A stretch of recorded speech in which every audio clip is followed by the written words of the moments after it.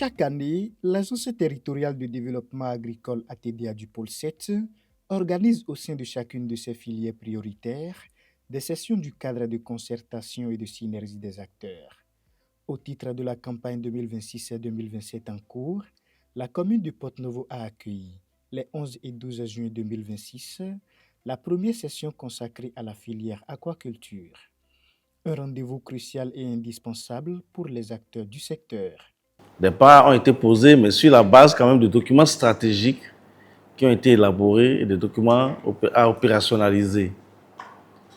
Il est important alors que les acteurs de cette filière-là puissent se retrouver par moment pour échanger sur les forces et faiblesses de ce secteur, sur les résultats qui ont été obtenus au cours de ces 10 dernières années et surtout pour l'année 2026 que nous sommes en train quand même d'aborder.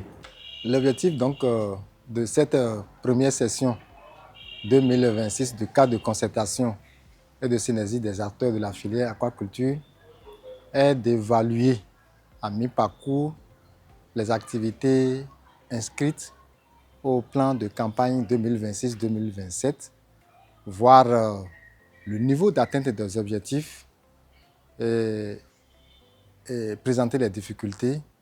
Cette première session a permis de dresser le bilan du premier semestre de l'année 2026. Des résultats satisfaisants ont été enregistrés, confirmant les efforts consentis et traduisant les progrès réalisés par les acteurs de la filière.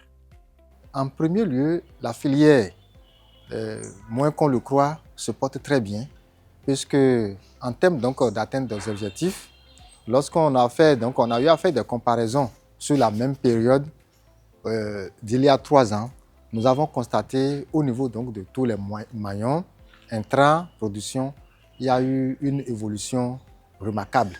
Et je pense que si les intrants sont disponibles et que la forte demande en poisson continue donc d'être satisfaite, d'ici 2-3 ans, nous pourrons dépasser drastiquement les objectifs atteints il y a 2 ans.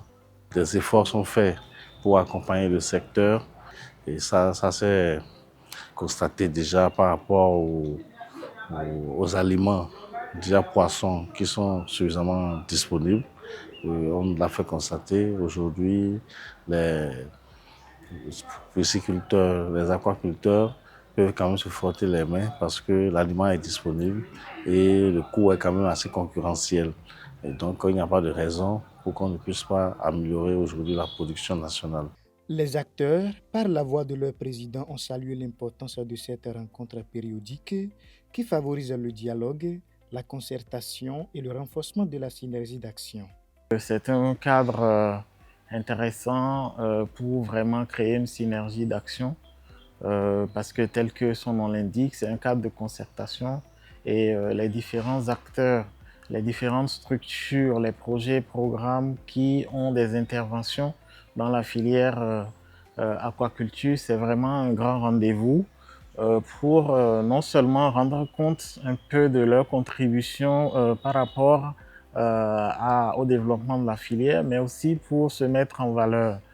La première session 2026 du cadre de concertation et de synergie des acteurs de la filière aquaculture s'est achevée sur une note positive. Elle a également permis de présenter les activités du PIDIA des BMVO ainsi que les nouveaux arrêtés régissant le secteur de l'aquaculture. Par ailleurs, grâce aux efforts de groupe, les données de production ont été complétées et consolidées, permettant aux acteurs de mieux se préparer aux défis à relever pour le développement de la filière.